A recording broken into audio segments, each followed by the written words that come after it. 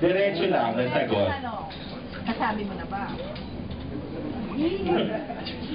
Yun na yun. Tumingin? Ano Ano na yun? Ano yun? Yun. So, di ba? Ano sabi direct? Silence. Ano? Silence. Silence means? Yes. You know? Wow, so react ka nga, Liza. So, ibig sabihin, in-love na siya sa'yo kahit hindi niya sinabi dahil silence daw. Anong reaction mo, Liza?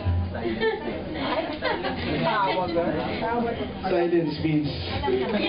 Alam mo na ba yun? Sinabi naman sa'yo ni Ken o pinaramdam na sa'yo? Sabi na ba?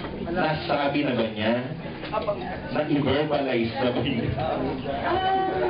Pinaparamdam naman po. Pinaparamdam. Hindi pa sinasabi. Hindi pa sinasabi ng diretsyo. O merong... Maraming beses na sa eksena nga alam. Pero, Hindi, yung pero hindi... parang totoo eh. Yung hindi eksena, hindi niya pa nasabi sa'yo, Liza. Wala siya mga love you sa text. Love you, ganyan. Charit. Miss you, miss you. Miss you, love you, may ganyan. Walang ganun sa text. Mama, chichu. Joke lang. What's your ba yan? Ano? Hindi niya pa napabanggit. Ah?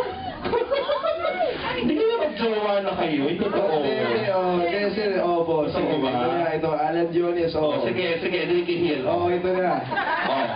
Silence means yes. Joke lang. Boss, nasabi ko na po sa kanya. Ano sinasagot niya, Ken? Sabi. Ano sagot niya? Sagot mo lagi. Thank you sa I love you, thank you. Ganon? May nubing ganon. O ano nga? Ano sagot mo, Liza? Ikaw naman sumagot. Ano? Love you too? Ganon? Ay, hindi ka ano lang. Thank you. Thank you. Pag sinabi niya I love you, thank you ka. Sabi ko, you're welcome. You're welcome daw. Oo. Sige na nga, thank you ah. Salamat ah. Thank you. Good luck. You're welcome. Thanks, Alan.